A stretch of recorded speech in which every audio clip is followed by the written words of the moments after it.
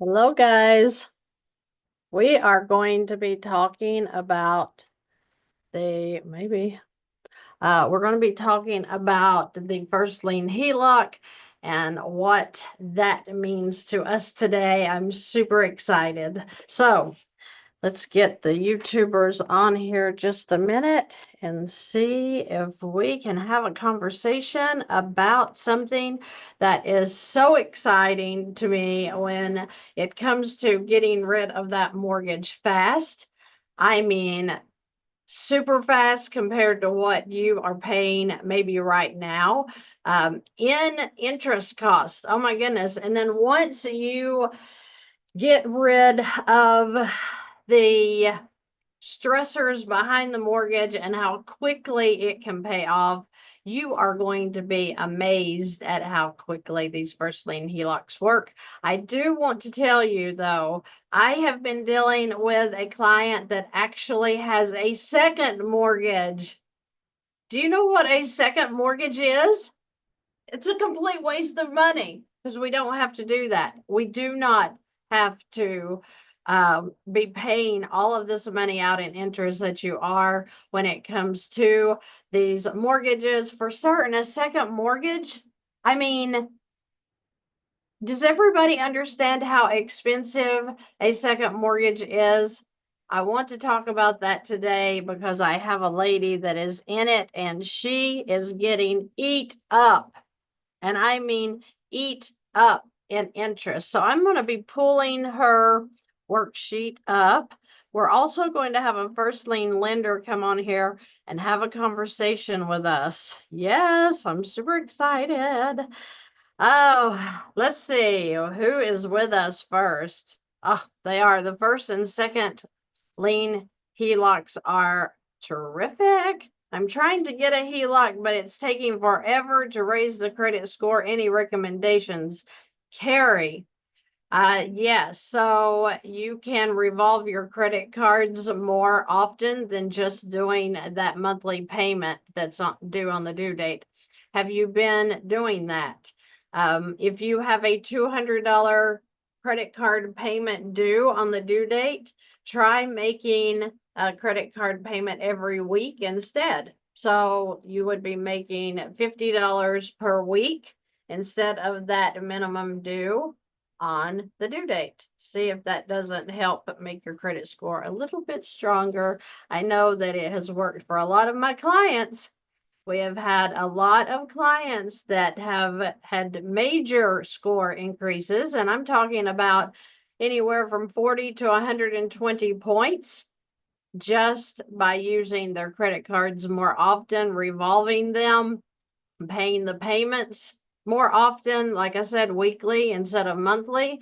Try some little tricks of the trade that's going to help you to not only boost your credit score, but by golly, get out of debt. Hello, Charlie. Thank you so much. I appreciate you. I appreciate all of you guys for being so nice. I appreciate you too. Thank you. Blessings to you as well. Guys, I want you all to make this weekend your very best. Okay. I want you to take your mind off of your debt and I want you to focus on life, your children, your spouse, whatever. Just get it off of the debt because we can eliminate the debt if you get set up in the right tools. Everybody is just in the wrong tools. And once you get into those good tools at the bank, you're going to see that it makes a major difference.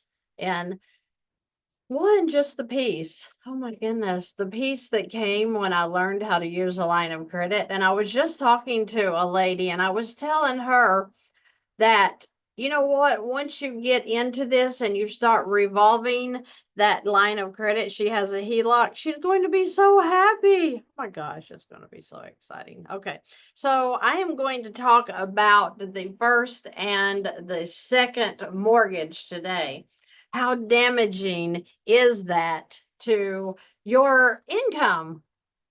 We want our income to work for us. You get out and you work hard every single day.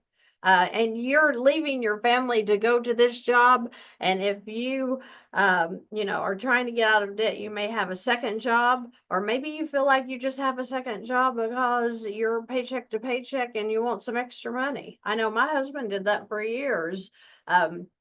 He worked his main job, and then he would go to work at a golf course after his job just so that he could have some extra money to spend. Maybe you're doing that.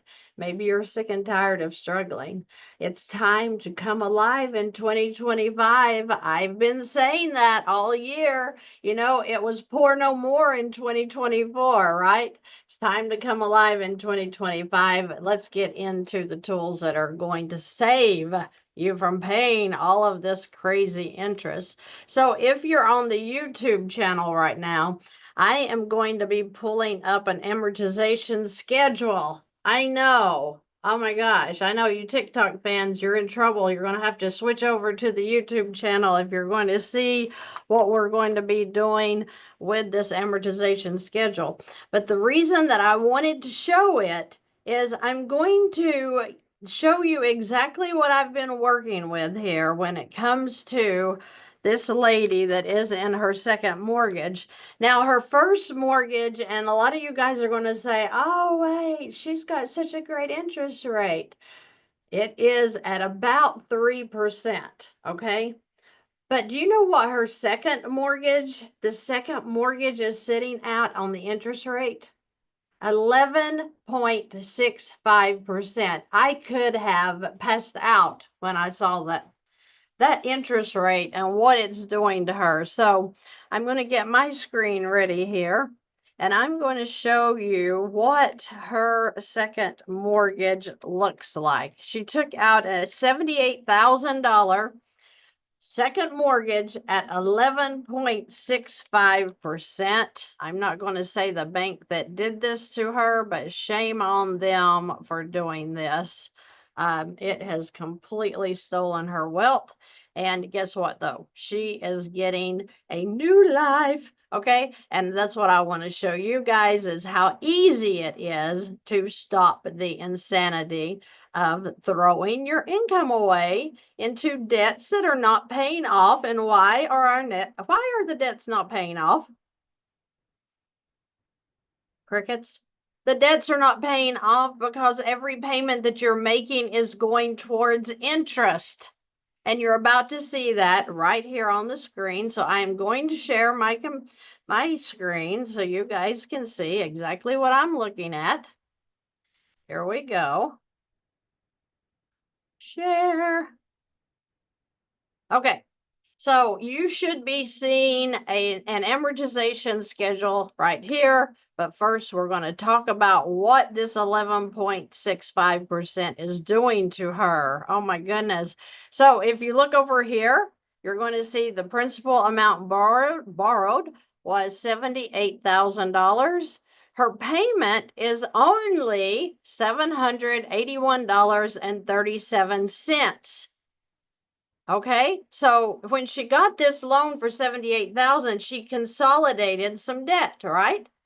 And she's like, oh, my payments went from $1,500 down to $781.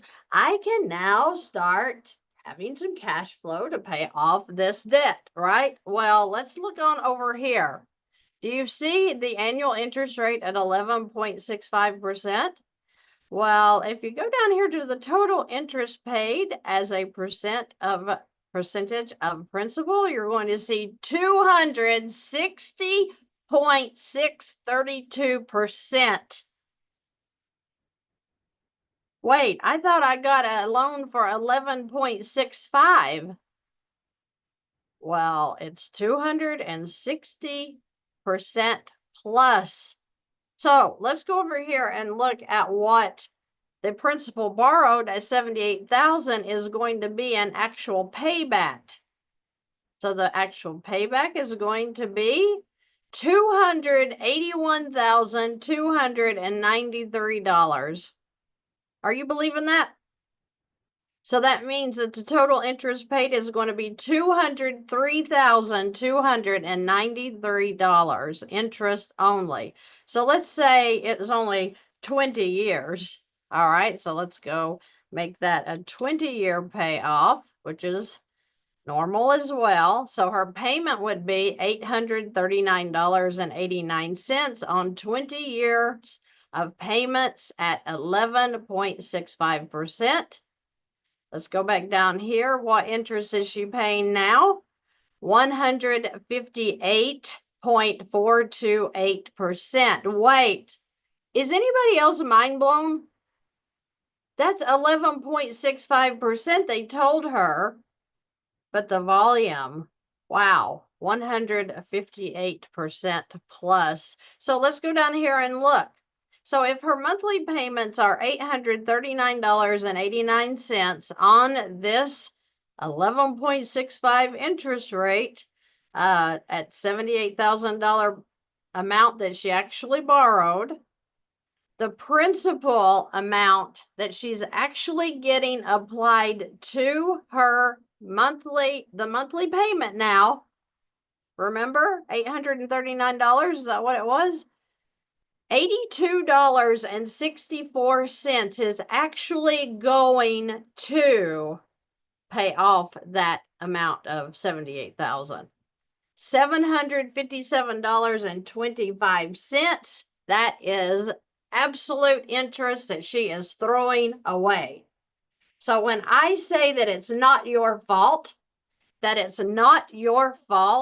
that you are in this crazy spinning of interest, that you feel like that you're completely broke all the time, and you're wondering why you can't get out of debt, look at the interest that you're paying per month. It'll show you on your monthly statements. Look at it. See what it shows you. See if you too are throwing away all of this interest.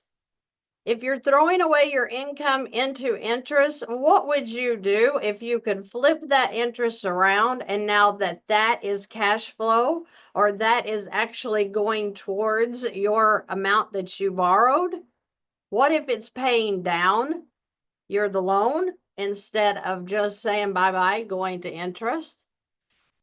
Guys, we have a special guest. We have Harrison George in the room. He is with CMG Bank, and he is going to talk to us a little bit about what it looks like when you are turning the crazy mortgage into a line of credit. Hello, Harrison, and welcome. Hey, Christy, thanks for having me on here.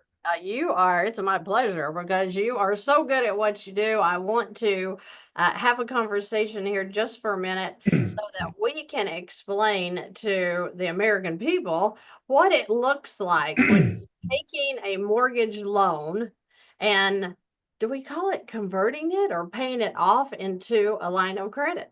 I mean, technically, it's considered a refinance if you own the property, even if you have the property owned free and clear. Or if you have a debt on the property with a 30-year mortgage, technically you'd be refinancing it into a new product at the end of the day. Okay.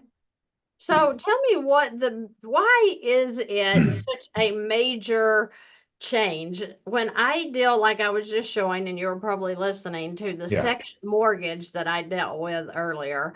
I was floored at 11.65% for that product on a 20-year payback period. She was just getting mutilated with interest. Totally. And when I showed her the numbers of taking that first and second and putting it into an all-in-one or a first lien HELOC, it cut the payoff period on that from 20 years down to less than 7 years. And, we could fall over when we hear that. But the fact is, it's just math.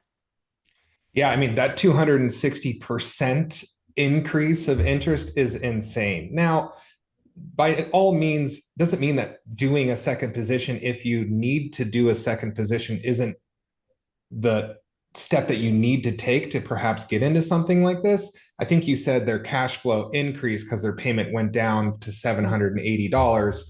A lot of people get in trouble with these second position HELOCs purely because they're saying, oh, my payment went from $1,500 to $700. I have this extra money that I can go out and use for something else.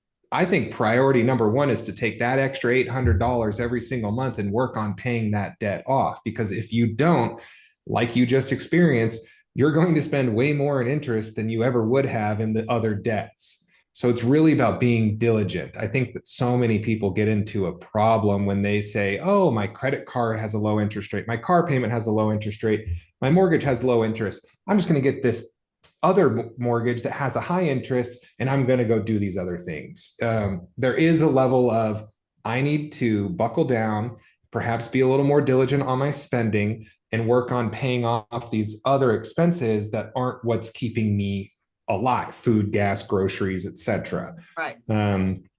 That is kind of one of the major things that people run into problems with. We're experiencing that right now that we're 4 years away from, perfectly low 2% interest rates. We've seen people's credit card bills be really high, multiple car payments. We're seeing that, and you can find information online that we are at the highest level of consumer debt that we've ever been at in the country. And yes, we are also at the highest level equity in homes, but really just trying to understand, okay, did I accidentally, write a check for a little more than I could have written for? And how can I reverse this without seeing my credit get hit, without, any major problems like foreclosure or bankruptcy or anything along those lines? Right. So tell us a little bit about the all-in-one first lien. I want to kind of let the people know that they are basically the same product. They have a few differences, but the all-in-one is what you mainly deal with. So let's Yeah. talk a little bit about the product in general. How does it function? Yeah, I mean, essentially, without getting really in depth about the product really is just a really large credit card that's on your home. Now, not at the same interest rates as credit cards, but conceptually, have a credit card. If you have a line of credit of $50,000 and you owe $10,000, your payment's not based off of the $50,000 line of credit. It's based off the $10,000. You have room, that $40,000, to go and use for what you need to, and your payment's only based off what you owe. So realistically, in an individual scenario, if they have a $500,000 house and they get a line of credit for their home $400,000, 80%, and they only owe $150,000, well, they have that available credit of $250,000 that they can use for whatever they want. But while they're not using it, their payment's only based off of $150,000. Where this changes a little different than just a regular second position line of credit is that instead of making your mortgage payment, instead of paying your credit cards, and instead of paying your HELOC payment, you are essentially consolidating all of those into one location. So instead of your extra money sitting in your checking account doing nothing, that extra money just sits against your home while you're waiting to use it, while you're waiting to deploy it for, one of two things: either an investment or something that you want, kind of a need versus want. It's just sitting against your home, and your payment's just based off of what you owe on the home. That's how we see people expedite their payoff drastically. By no means is it you need to be saving $2,000 perfectly every single month, because life does happen. This loan allows for the maneuver, it allows for the waves of life. If you lose a job and you have this line of credit, that's okay. You won't experience a late payment because you have that room in your line of credit to go and find a new job, get yourself back on your feet, and never really have any negative impact to your credit scores. Still pay your bills, groceries, gas, etc. This line of credit really is just a way to have all of that financing funneled into one location to allow for an individual to have like a hyper efficient use of their money until they decide to spend it. Again, depending on the goals of the person, I like to think that there's two modes of thought. You either want debt elimination, pretty simple. I want to pay my home off as fast as possible. We see this in people that are nearing retirement age or wanting to retire at a certain time frame. I want to retire in 10 years. Okay, well, let's build a game plan with you to retire in 10 years. This is how you need to do it.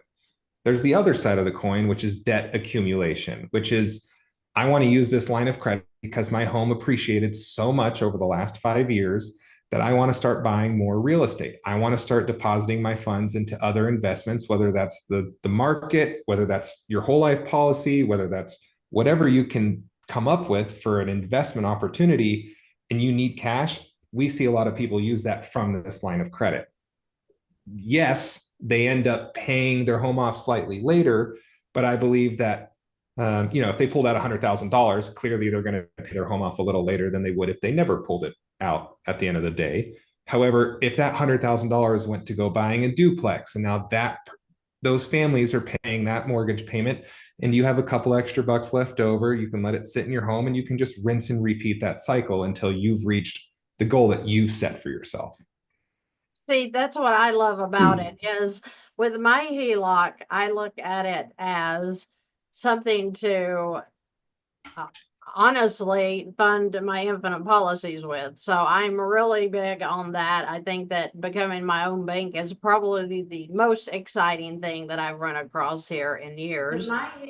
Then you're talking about buying another property with your equity in your property and not having to take on another mortgage. So when I think HELOC, a lot of people kind of shut down because they're like, but Dave Ramsey told us not to use a HELOC, And so I kind of look at it as a way to, like you said, build your wealth with the acquisition of new properties or funding these infinite policies or another investment that you may have, an idea for. The point is that it just makes the equity available for you to be able to use rather than it to be tied up in something that you have to go get a loan to borrow for. I mean, when people figure that out, they're going to be like, oh my gosh, I have people every day that tell me I didn't even know this was available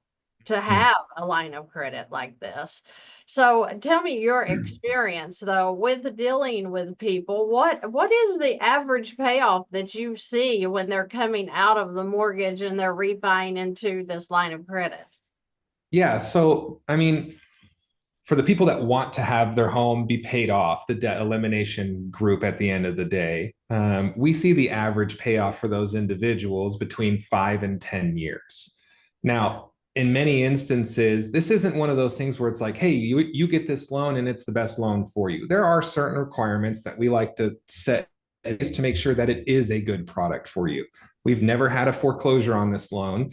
And that's because we make sure that the individuals that go into it have plenty of education, obviously have the proper income asset requirements. And realistically, those individuals that use the loan to its fullest extent, and I can get into what that means here in a second, but for those people that use it to its fullest extent, how it's intended to be used, we see people expedite their payoff drastically. Again, 5 to 10 years. Wow, that's awesome. So I have a question Mhm. about a recast in here. I have my own answer, but I'm going to read it to you and then you answer it the way you deem necessary. Okay. So it says, would you recommend a large payment towards the first mortgage and have the payments recast, then do a second, assuming you do have the smaller 2.5% interest rate? I guess he's talking about that. But the recast, how do you feel about the recast compared to moving into the all-in-one?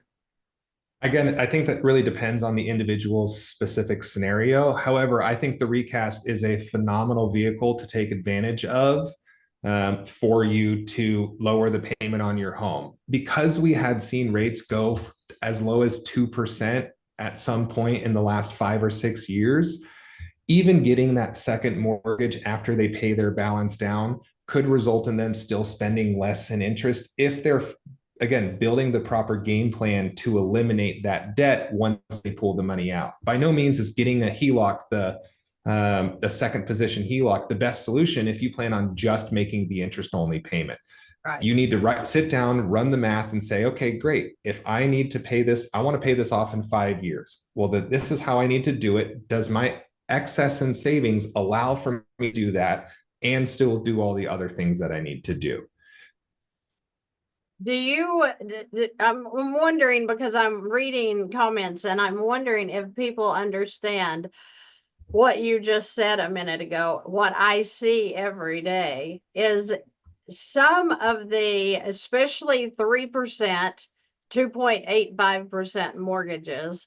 I'm sorry. I see that when we run the numbers, and it's just math, that they can go from a 26-year payoff, 27, 28, 30 years, even 22, 30 years. I've seen this happen daily, that the payoff on the home can go from those periods, 20 to 30 years, down to this 5 to 10-year payoff. So I don't think, because I think we're so brainwashed almost in the loan, that people can't understand that the line not only gives you access to equity that you maybe can't tap into with the mortgage, but there's such a difference in the payoff period because you're able to throw your income into this line. And like you said, let it sit there until you need to use it for, gas expenses, paying a car loan, whatever it is that you have debt wise and expense wise. But you know what? Getting people to understand that the mortgage interest, the way it's calculated, is so different from the line of credit, to the Yeah. point that if you're able to use the line at revolving with your income going in, your expenses coming out, we're talking about maybe 2 decades less in paying off your mortgage. I mean, people, are you hearing what I'm saying? Because you're talking about the recast, you're talking about, these other things to do with the mortgage, but I'm talking about coming away from a loan that most people think we have to buy a home, which you're getting ready to tell us, Harrison, that you don't even have to ever move into the mortgage, that you can go straight into the line of credit.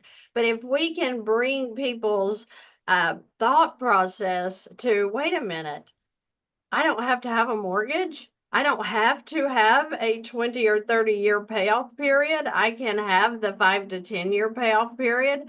So talking about just the mindset that you deal with people, and that feeling that, well, this is more insecure than the mortgage. What do you tell people when you run across that? Because I hear that every day. Well, I don't want to do that. I'm going to stay in the mortgage because it's safer. How do you feel about that? So I love this question because I like to understand what they mean by safer. Is safer the fact that their payment isn't going to change and that they can recognize that whether it's month 1 or 121, that what they spend every month is the same? Or is safer the amount of interest you spend? The crazy thing is that at about this, and this isn't exact, but at about a 2.75% interest rate, you spend 50% of what you have borrowed in interest. Right. At about 5.5% in interest, you spend 100% of what you borrow in interest.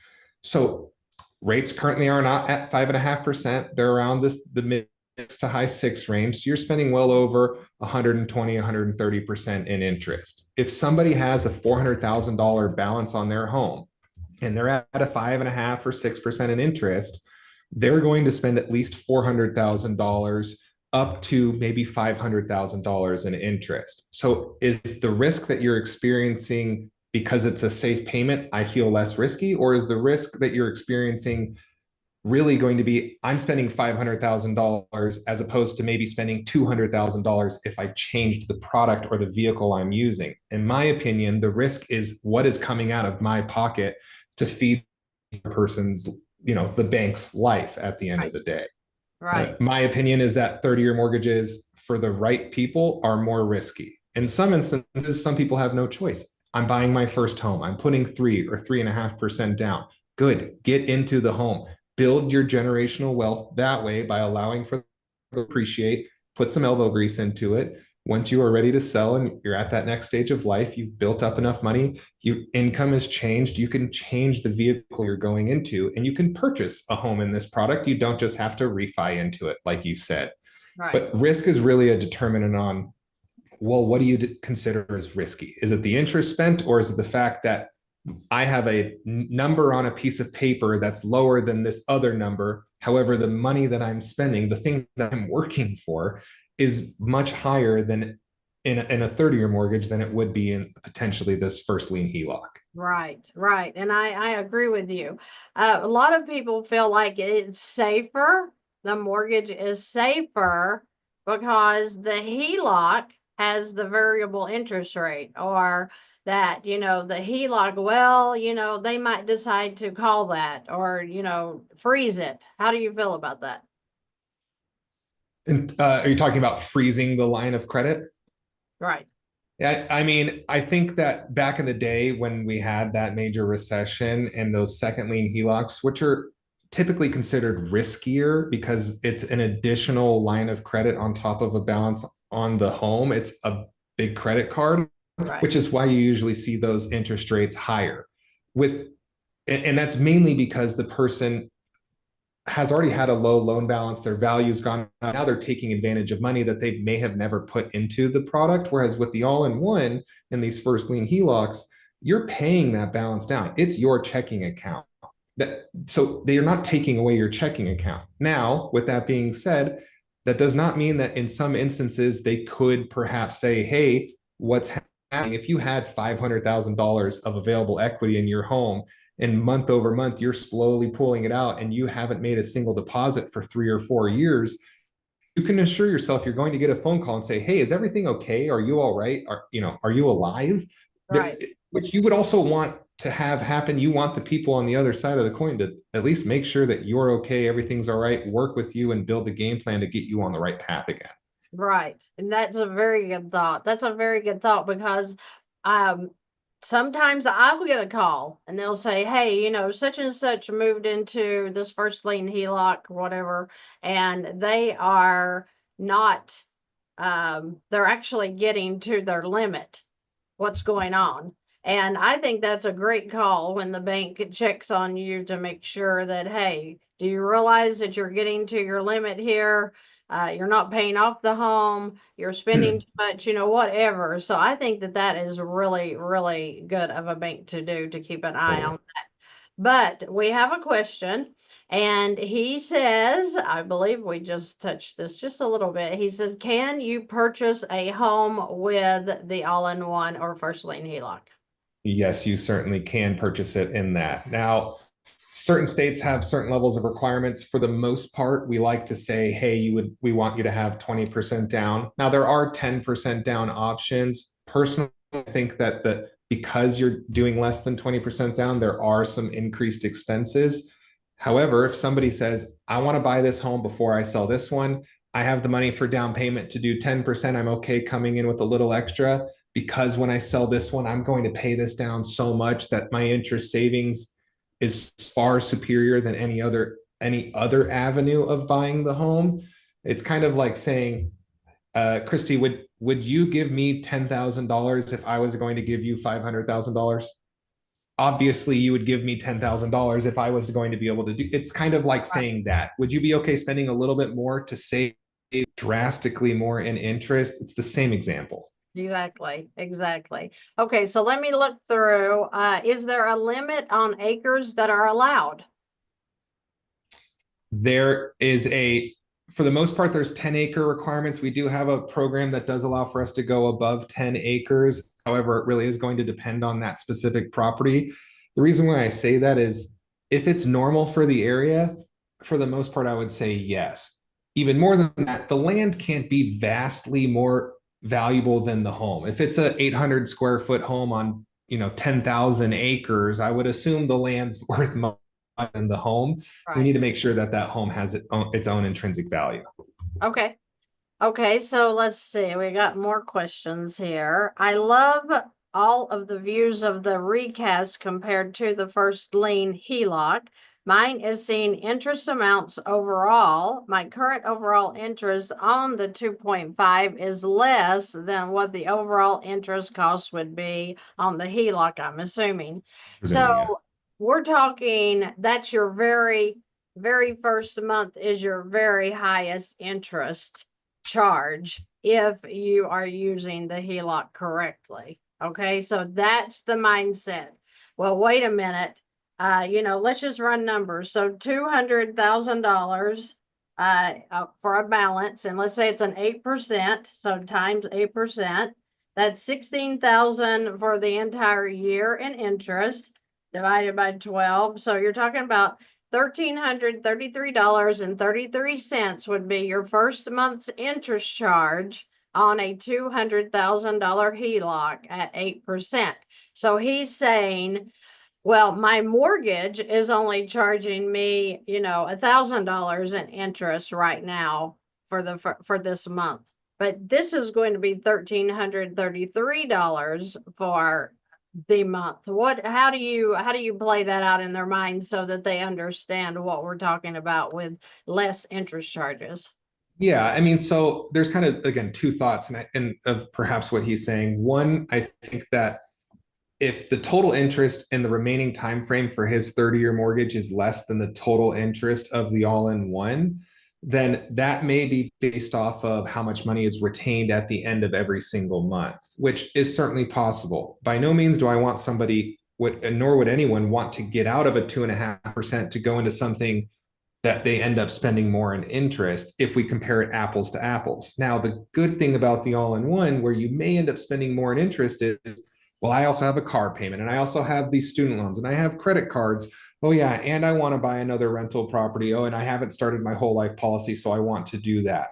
Well, inherently, if you're going to be having all of these other expenses to eliminate and create other accounts and other investment vehicles, I think that there is a vast superiority to the all-in-one than sticking into your current loan where you're strapped because all the equity is just locked in the walls of your home.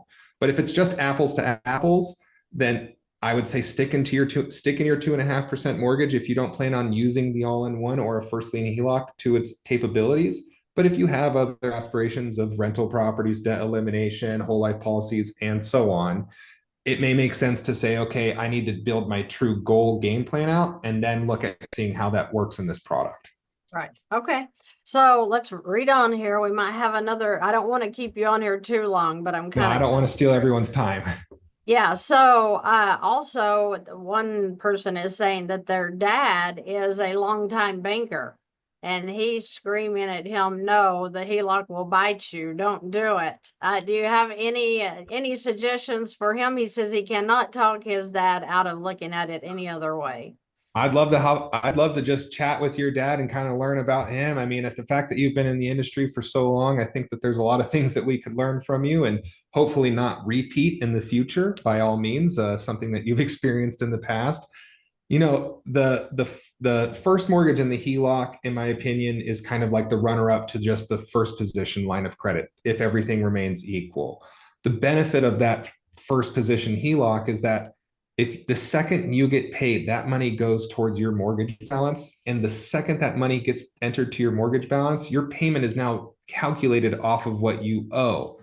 And as long as you're spending on average less than what you earn, month over month, that's going to continue to compound to where if your household is only saving $2,000 a month, just easy math, but if after 2 years, that savings goes from $2,000 to $3,000, because your mortgage expense went down by $1,000, well, now you're increasing that money you're saving every month, which is just hammering away, expediting that snowball down that hill to pay the home off faster. Right. Okay. And that's kind of, you just answered Shane's question because he's talking again about the interest on a $500,000 first lien HELOC at 8% is fairly significant. And he's correct. But you just answered that by saying that the income going in, the cash flow being significant, you're going to be reducing that balance every single month, and you're going to be reducing that interest charge every single month. Okay, I hope that makes sense, Shane. The point is that of course you have to have cash flow, guys. If you don't have cash flow, velocity banking doesn't work for you. I don't care if you're using a first lien HELOC or a $500 credit card. You have to have a more cash flow. You have to have cash flow to make this work. And then in my calculations, when I'm working with someone that has a first lien second position HELOC, whatever, we're going to see how the cash flow compares to what their interest charge is per month, because I don't want anybody to jump into a product that, you know, you have $1,000 in interest charges and you only have $1,100 in cash flow a month. You're just going to see that reducing very little, very slowly. I don't even like to do that. So Shane, I hope that that makes sense to you, that it's based on your cash flow going in and sitting there on this balance, so that you're reducing the balance, which is reducing your interest charges for the month. I hope I said that right, Harrison. Did that sound good? That sounds perfect. Okay, good. I do see one question in here. Someone asked what if you want to build and add on to your home? So just as there's a normal purchase transaction with this product, we actually do have a construction loan to where we will acquire the land, we'll do the construction for the builder, and it almost works as the inverse to the all-in-one, meaning you owe zero until you pay for the home or pay for the land through the loan, and the builder takes their initial draw. Let's just say that adds up to $200,000, but you have $500,000 of total money needing to go out to the builder. The second that initial draw comes out, the individual will get their bank account. They'll have a $200,000 line of credit with a $200,000 balance, and they can start depositing their money to it until their builder says, great, we need to pull out another $100,000. And then your line of credit goes up 100, your mortgage balance goes up 100. So you're actually kind of starting on the inverse side of the coin, to where your interest starts off low because you have a low balance until the home's complete and built. Then you just go into a regular all-in-one product. But during that time frame, you've been able to save so much extra cash because your interest starts at the bottom and works its way up to when they pull out all the money.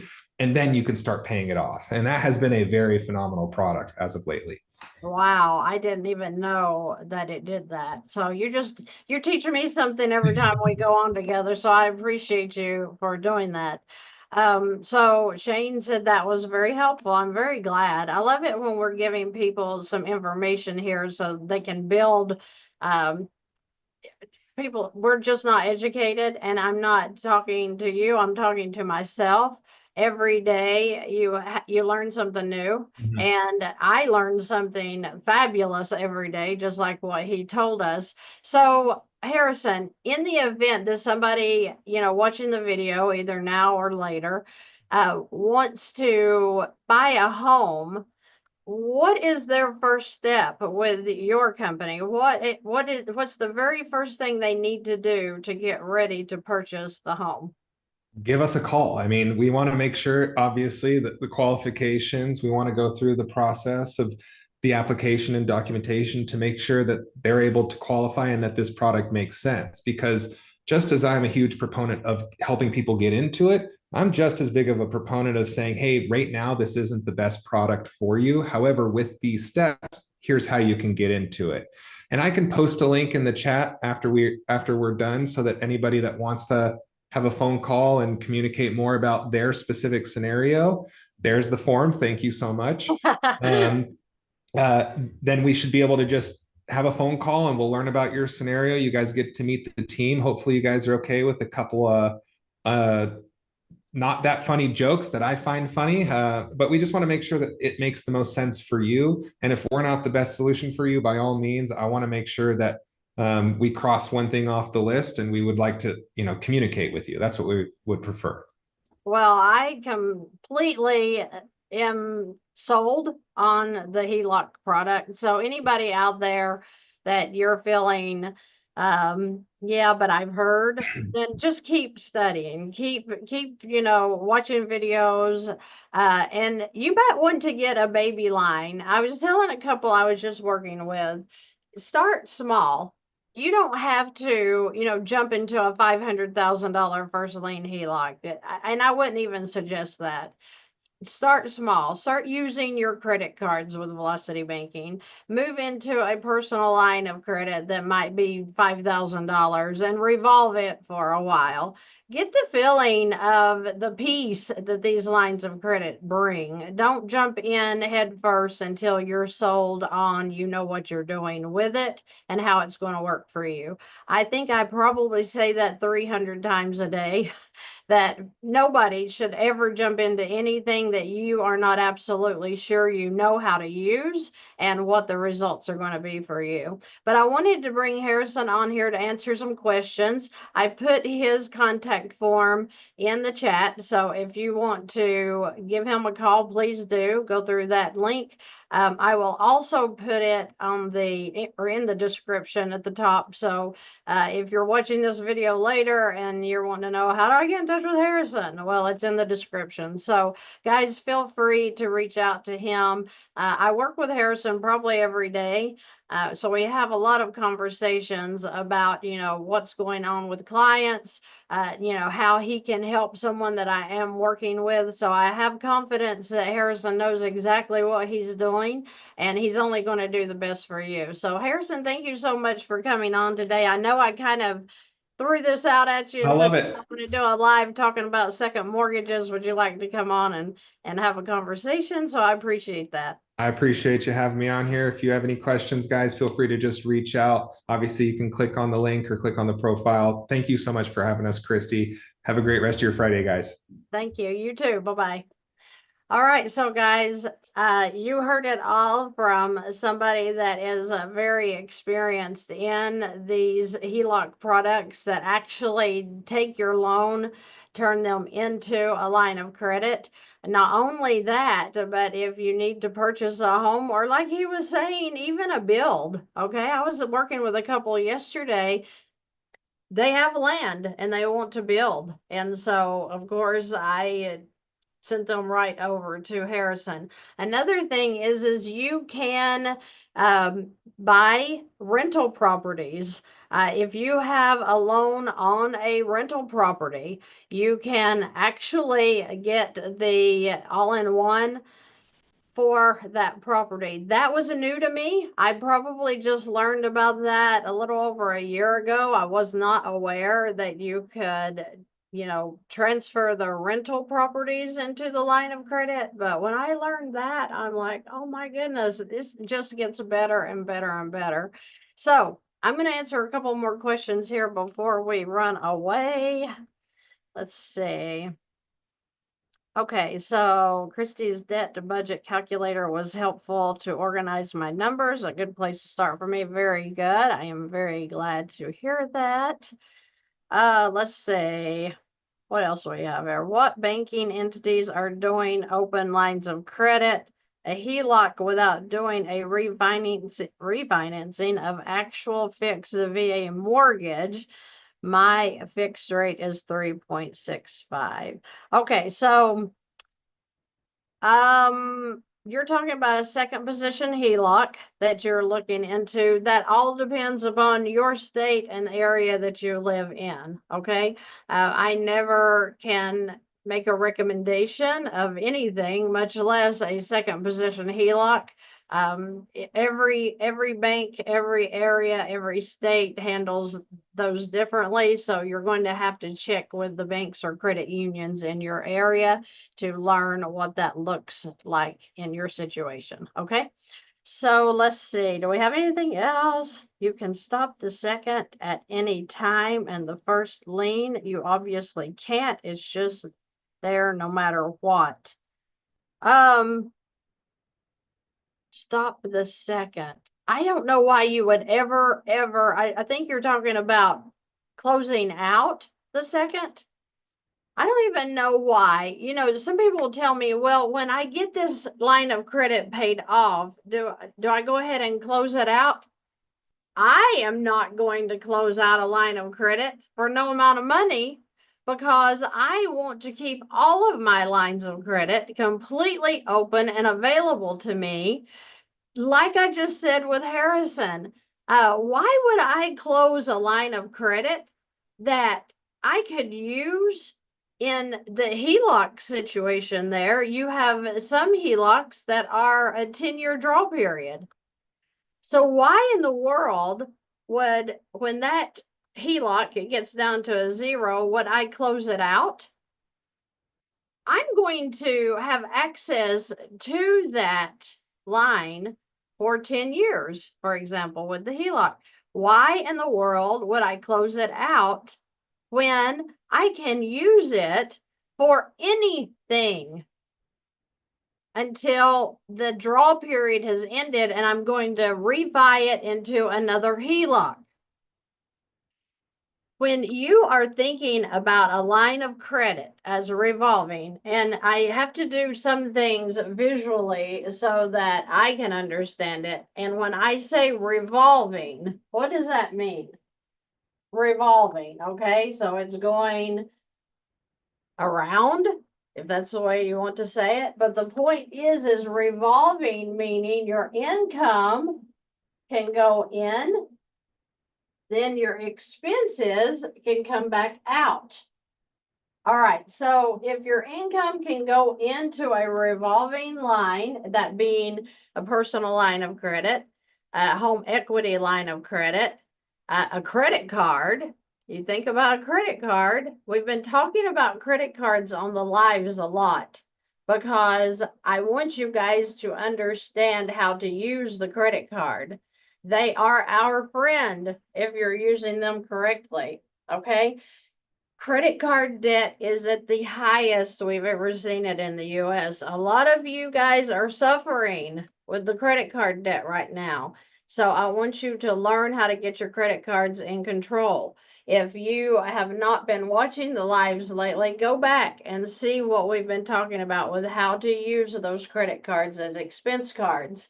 But talking about the revolving line of credit, when you have a loan, and you know how I feel about the loans, but if we got room, can you all see? Okay, so the loan is closed end. That means that your income can go into the loan, but once it's in, you cannot retrieve it. You cannot make your mortgage payment and then the next day go back to the mortgage company and say, hey, so I had a flat tire. It's going to be $600 to repair it. So I need you to give me $600 of that back. They're going to say, that's hilarious. We're not giving you a dime. If you want any money back out of your home, you're going to have to refinance it into another mortgage. And oh boy, do they love that. Why? Because they get to reset all of that interest you already paid and you get to pay it again. Yay. Okay, no, we don't want to do that. Okay. So when you're dealing with a loan, your income can go in, but you cannot pull anything back out. With the line, you can. Your income can go in, and then you know what? If I put $500 in here, and then I say self, oh my gosh, I forgot. I have to pay my car insurance tomorrow. Then you can go back in, pull it back out, and then use it again. Okay? What did it do putting the money into the line? So if this is a line of credit, and we'll call it an LOC, and I have a balance of $5,000. And then I got paid this week, and they paid me $1,200. So I'm like, okay, well, I'm going to put $1,200 into my line of credit. So now it's sitting here for me. And I am going to be able to use this $1,200 when, if I need it. Okay. And of course you're going to need it. You have to buy food. You have to pay for your gas. You have to pay for maybe your car payment, whatever it is. So you put it in, and we are now at $3,800 for the balance because we transferred the monies in. Well, what this did, one, if you have a 10% interest on this, if you have an 8%, if you have a 16%, you're not calculating it, or the bank won't, off of the $5,000 high. No, they're going to be averaging between the high and the low.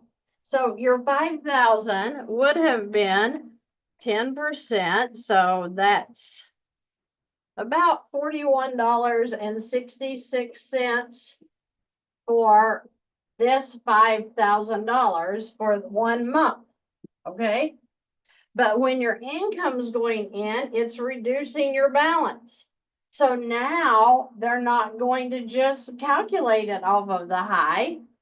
They're going to do it off of the average. Okay, so what was the average daily balance that you had in that account throughout the month? Then they're going to calculate your interest based upon that. So that's one thing it does, putting your income into these lines. The second thing is, as your income goes in, if you have a $100 payment on this line, or you have a $500 payment on this line, when your income went in, it satisfied that payment. Did that feel good or what? Think about that for a minute. When Harrison was just talking about using the line of credit to purchase the home or to transfer your current mortgage loan into the home, and you just heard this, when my income goes in, it satisfied the monthly payment due. So if I have a $1,500 house payment due,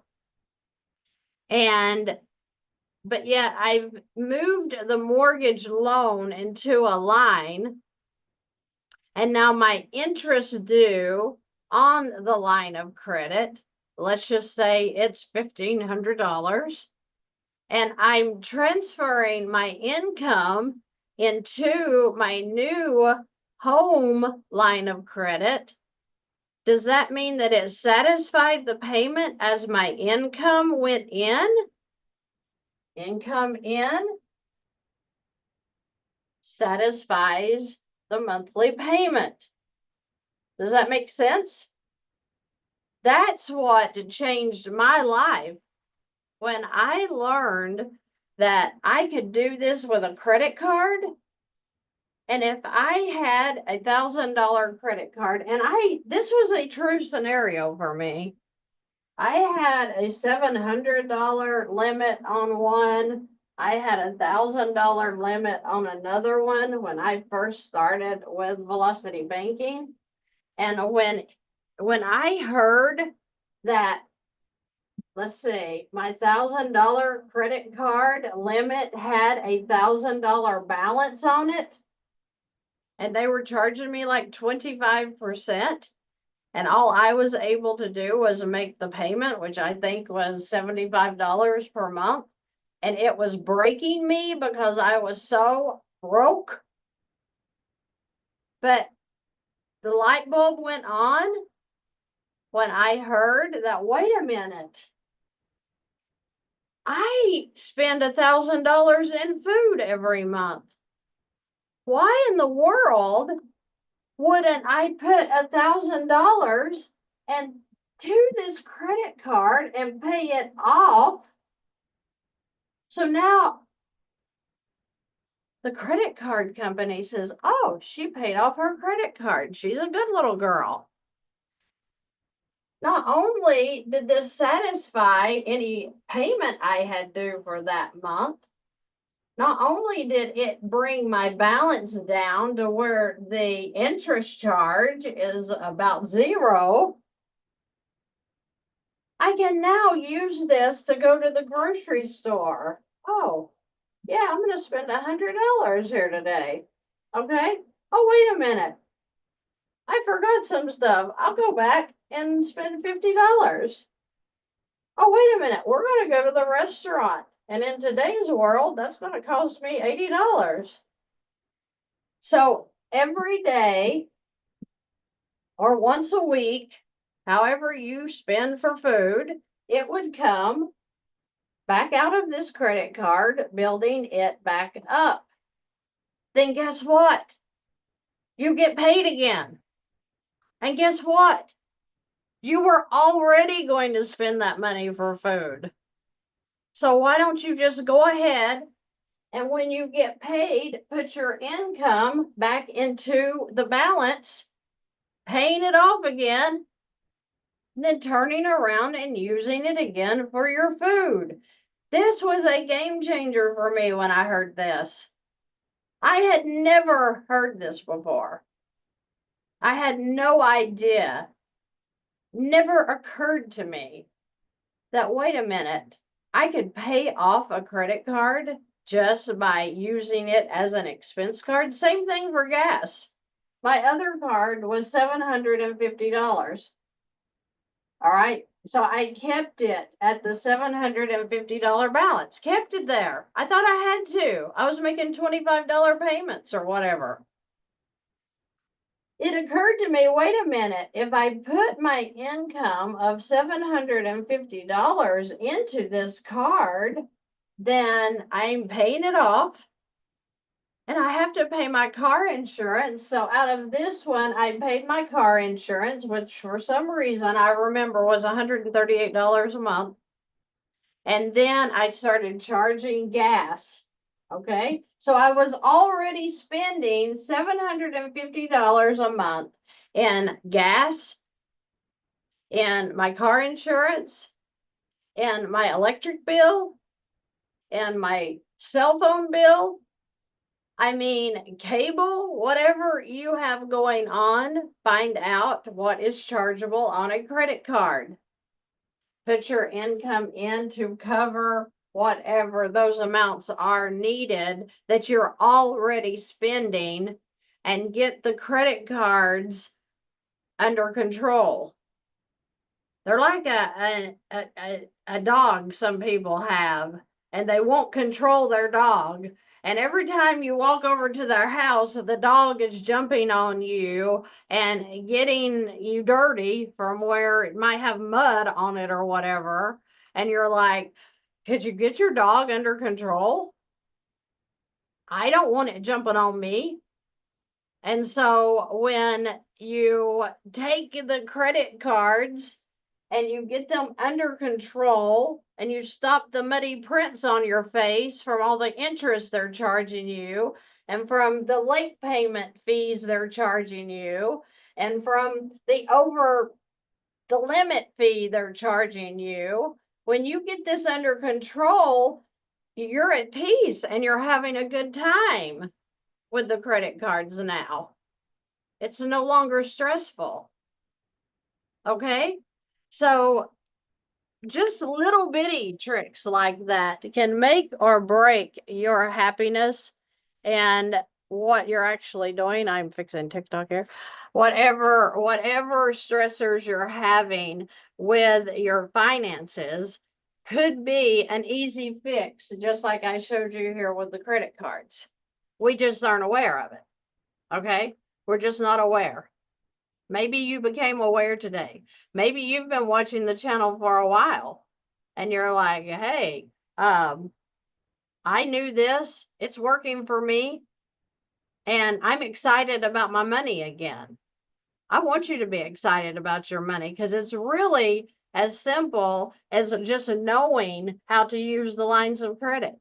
Maybe you can't get a line of credit because your credit's bad. I was there. I understand that. I didn't know about Money Max at that time, but I do now. That may work for you as well. All right, I'm going to look at some more questions here. See if I have anything I can answer.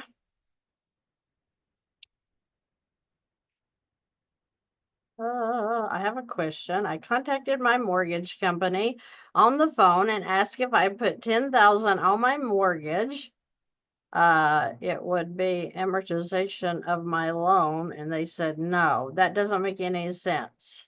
I don't know what that means. It would be no, it's not re-amortization of the loan. No. Lee, keep watching videos, because that is not what we teach. It doesn't re-amortize just because you pay your principal down on a loan. Okay?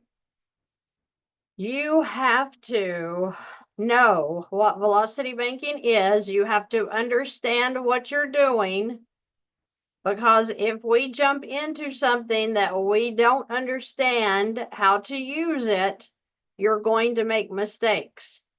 That would be a huge mistake if you went to put $10,000 in your mortgage thinking they were going to re-amortize it. This is not a loan. If you've been watching my channel for any amount of time, you know that I think a loan is a dirty word. These are lines, totally different product that the bank offers. Okay? So don't be going into a bank and using the 4-letter word loan. We want an LOC, a line of credit. Okay? Now, the only time you do any kind of re-amortization that I'm aware of, I guess, would be with a new mortgage being refinanced. They love that because they love taking your money. So that's a good way to throw away a bunch of money. And a recast, I guess they may re-amortize there, even though they're using the same interest rate and it's still the same amount of years left. So if you have 25 years left on your mortgage and you recast it, guess what? You still have 25 years left. They maybe cut your payments by $100 or $200 or $300 a month. Okay? So please understand what you're doing. Please understand that if you're doing chunks onto a mortgage, you still have to make the monthly payment. Okay? You're just chunking so that you're reducing that principal balance that's helping you to get out of the mortgage faster. But these lines of credit are not loans. We're not talking about the same thing here, okay? So I feel like some people get confused and they get me really nervous because I don't want anybody making more mistakes, okay? All right, I'm going to look at a couple of more here just to see if there's anything. Yeah, loans, bad. Got it. Yes, okay. Shane says, I'm excited about my money. Velocity banking with IBC and the HELOC has been great. Your videos about a week ago was helpful to visualize using them together. Okay, so thank you, Shane, for that. If what he's referring to, I believe, are the live streams, whatever I'm trying to say here, that I did about a week ago. He's right. I think it was last Friday. I maybe did what he's talking about. So if y'all want to go back and check that out, feel free to do so. Kirby says the only debt I have is my mortgage at 5%. Ah, I have a stable job and want to obtain liquidity to buy Bitcoin. What is the proper way to get more access to capital? I will tell you this. Oh, it's 6.5%. Wow. That is what, 130% interest that you're paying right now? So, yeah. You know that link that we put in there? You might want to have a conversation with Harrison because you are getting eat up with interest right now. And we want to stop that way before you think about Bitcoin, maybe. Okay? All right. I make suggestions. You make decisions. So I hope you guys will get really serious about your finances and get excited. Oh my gosh, get excited because it is crazy fun once you lose the stress about your income. And I don't care if you make $1,000 a month or if you make $10,000 a month or if you make $100,000 a month. We're all just uneducated in what's happening with the tools at the bank. Once you understand what to do with those tools and how they work differently, it's going to change your financial life. Okay? So, I hope that you guys are having a great weekend planned. I know that I am. I got a few fun things I'm going to be doing this weekend. I hope you are too. And I hope you're finding the joy in your money and what it can do for you. So let's come alive in 2025. This is the spring of the year. I love the spring. Everything is turning green again. Everything's looking beautiful out there. And I'm telling you, your financial life is looking beautiful. If you'll just jump in, get educated on what options you have, you are going to get free, and it's just a matter of time. Okay, I hope you guys have a great rest of your day.